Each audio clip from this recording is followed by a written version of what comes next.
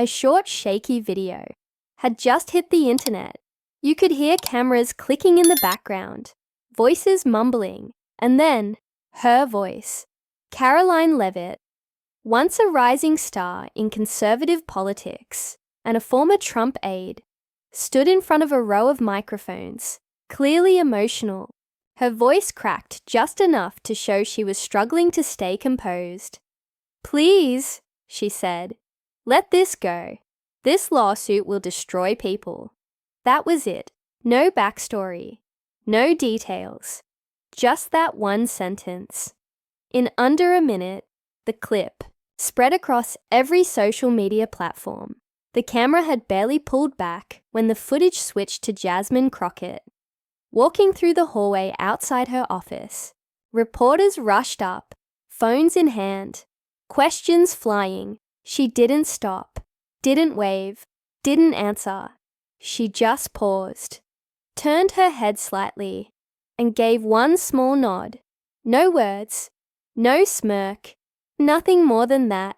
But that moment, just 5 seconds, was enough to spark something bigger than anyone expected. The $80 million lawsuit had been moving quietly through federal court for weeks. Lawyers knew about it. Reporters had seen the filings. But the public? They didn't know a thing until now. That plea from Karoline turned a hidden legal battle into a national headline. And suddenly, everyone wanted to know what it was about and why Jasmine Crockett, of all people, was involved. News outlets scrambled to catch up. Headlines popped up like weeds. Former Trump official pleads with congresswoman amid ethics lawsuit.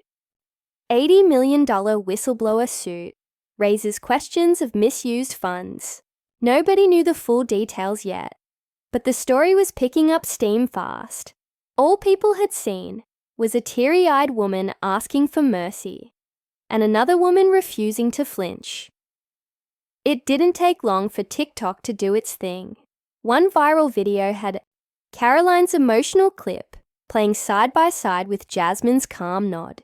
The caption read, "This is what silence looks like when you already know the answer."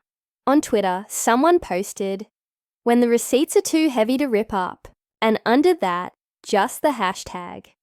She knows. Even before the facts came out, the tone was set. This wasn't about shouting or name-calling. It wasn't about who could talk louder on a panel show. It felt different, slower, heavier, like something was about to drop, and everyone could feel it coming. Insiders in DC were already murmuring, "If this feels familiar," one staffer tweeted, "That's because it is." They remembered the last time Jasmine Crockett kept her cool while someone else unraveled in public. They remembered what followed, and this time, it looked like it might be even bigger. Jasmine hadn't spoken a word, but somehow, she had already said everything she needed to.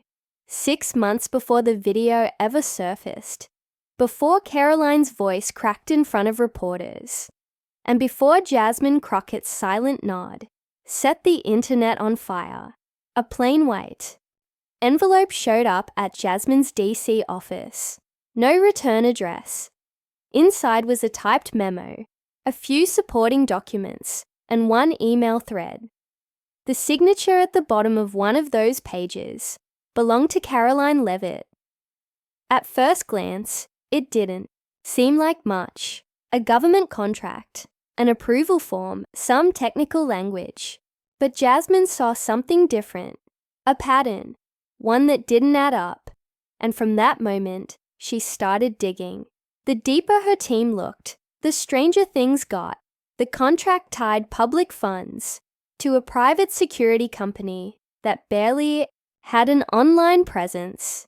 The approval came through faster than normal, and the signature that gave it the green light. Karoline's. That wasn't illegal by itself, but it raised questions. Questions about who got paid, who stood to gain, and why certain details were missing from the public record. Jasmine didn't go to the press. She didn't hold a press conference. She didn't even tell half her staff. She just started working, quietly. Then, the leak happened. A redacted version of the lawsuit landed in the hands of a mid-level political reporter. By noon, it was live. A blurred signature, a half-covered contract, and the hint of a federal ethics violation tied to an unnamed former White House staffer. It didn't take long for people to figure out who that was. Karoline's name trended before lunch. Her response was immediate. Within hours, she was booked on morning shows and political podcasts. Her message was clear. This is personal. This is political revenge. She called Jasmine a radical, accused her of chasing headlines, and claimed the documents had been edited or taken out of context. On camera, she looked emotional. Her voice shook. At times, it seemed like she might cry. But something about it didn't sit right. Viewers didn't feel sympathy. They felt suspicion. It wasn't that Karoline seemed guilty. It was that she seemed caught off guard. Meanwhile, Jasmine stayed quiet. She didn't tweet, didn't post a video. When asked by reporters, her office gave the same response. We do not comment on ongoing litigation. That silence made people pay closer attention, especially when reporters started doing their own digging and finding things. One story broke about a $20 million no-bid contract approved during the early days of the COVID emergency. The company that won it had never held a federal contract before. The person who filed the registration papers, Karoline's college roommate. Another report tied a second contract to a small consulting firm in Virginia, one that popped up right after Karoline left her role in the White House. The timing was messy, the money flowed fast, and every new detail pointed to the same handful of names. Still, Jasmine didn't go public. She didn't need to. The facts were doing the talking for her. Behind the scenes, her staff said she was working non-stop. She stayed late most nights, reading every page herself, every contract, every email, every financial report she could legally get her hands on. She didn't ask for help writing statements. She didn't hire a crisis team. She wasn't building a narrative. She was building a case. When the House Oversight Committee announced it would hold a public hearing, no one was surprised. What did surprise people was Karoline showing up, uninvited, flanked by lawyers, sitting quietly in the second row. The room was full. Cameras were everywhere. Everyone expected a scene. Jasmine sat at the front of the room, reviewing her notes, while others made opening remarks. When it was her turn to speak, she only said one line. The truth doesn't need volume. It just needs a mic. She didn't raise her voice, didn't call names. She just looked forward and waited. The tension in the room was thick. People leaned in, waiting for her to explode. She didn't, and that's what made it worse for Karoline. Because now everyone knew the storm hadn't even started yet. The hearing room was packed. Press, aides, committee members. Every seat was taken. Karoline sat behind her legal team, her face pale, eyes locked forward. Her lawyer was the first to speak. He called the lawsuit a political hit job. Said it was revenge, not justice. He brought up Jasmine's name again and again, painting her as aggressive, out for attention. For 10 minutes, they laid it all out, trying to make the case that this was about power, not truth. Jasmine didn't interrupt. Once, she sat still, hands folded, eyes steady. She let them finish. Then she leaned into her mic. Her voice was calm, even. No fire, no anger, just facts. Let's walk through this slowly, she said. She pulled up a single sheet of paper and began to speak. The dates came first. 3 contracts, signed off within a 2-month window, each one tied to emergency, to funding, each one missing standard review. Then the names, company owners, board members, consultants.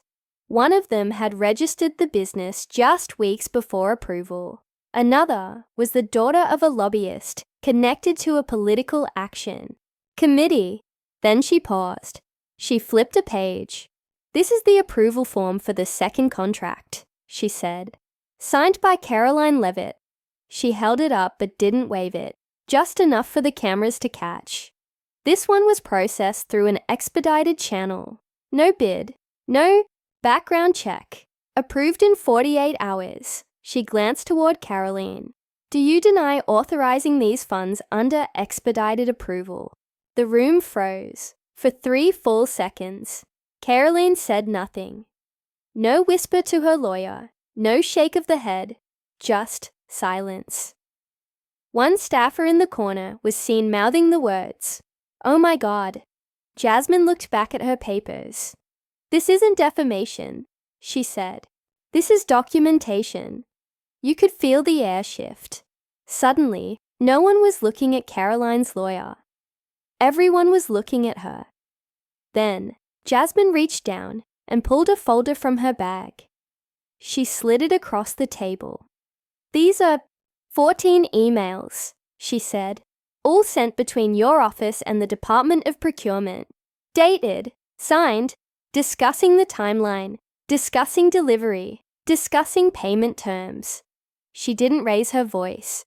She didn't even lean forward. She just spoke, each word landing like a quiet punch.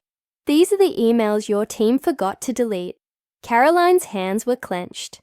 Her face had gone red. She whispered something to her lawyer, but didn't speak into the mic.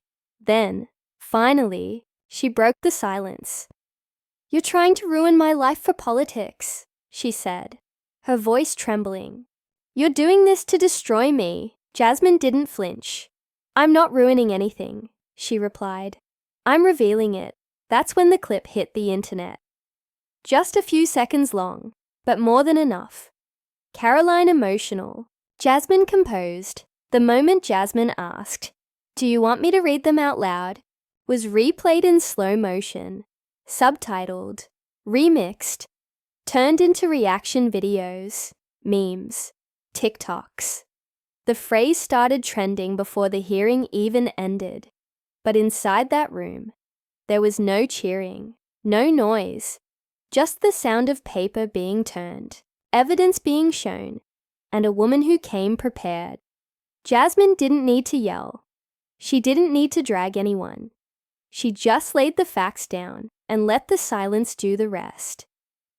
In the days after the hearing, Karoline Leavitt disappeared from the spotlight. The interviews stopped. Her team went quiet. The flashy PR push faded to nothing. One afternoon, the website for the security firm at the center of the lawsuit went down without warning. Just a 404 error where pages used to be.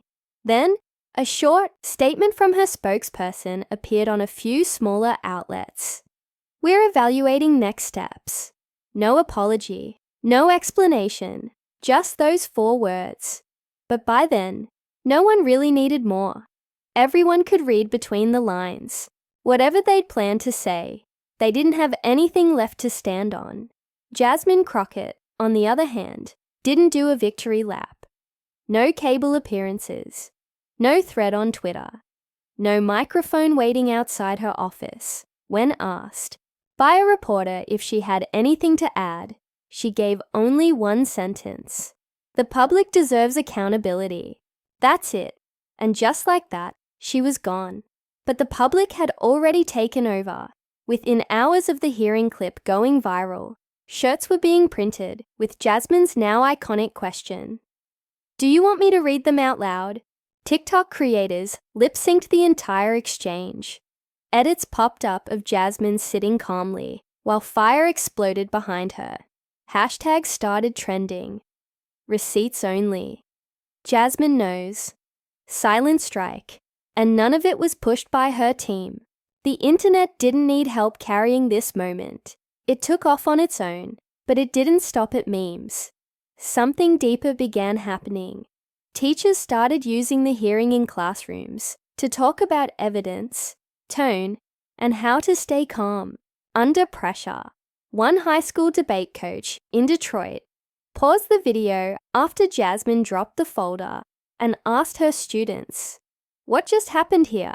A girl in the back raised her hand and said, "She didn't fight, she just showed the truth."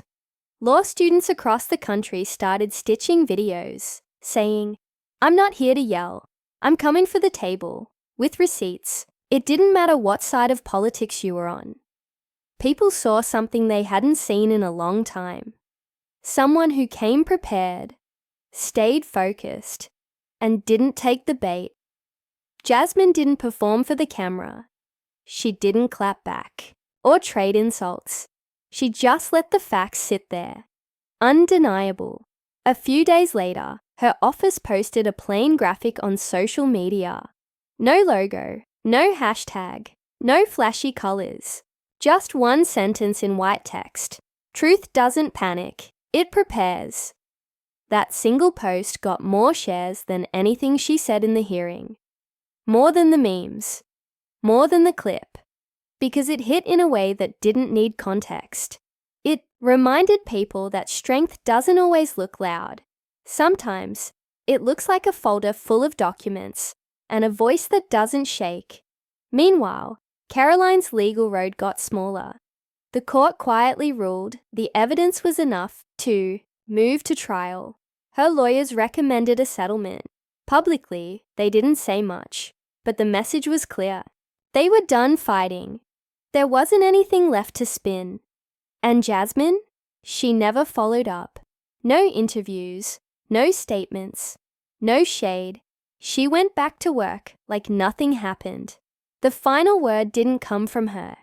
It came from how people remembered the moment, not as a fight, not as a breakdown, but as a shift.